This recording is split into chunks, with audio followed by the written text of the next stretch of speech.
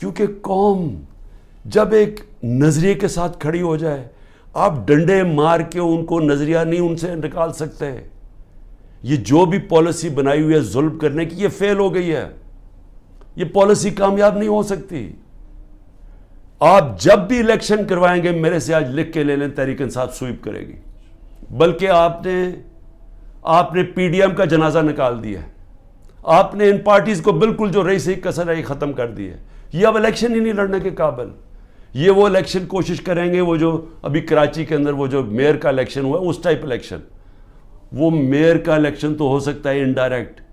جب general election ہوگا اس ملک میں 25 کروڑ لوگوں کا، وہ کوئی کنٹرول نہیں اس کو کر سکتا.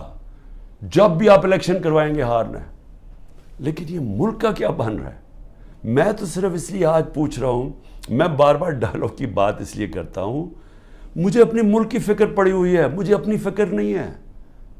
کیونکہ جو بھی آپ کریں گے، مجھے یہ اللہ جب قوم ساتھ کھڑی ہے تو مجھے کس چیز کی فکر ہے؟ لیکن ملک کی فکر ہے.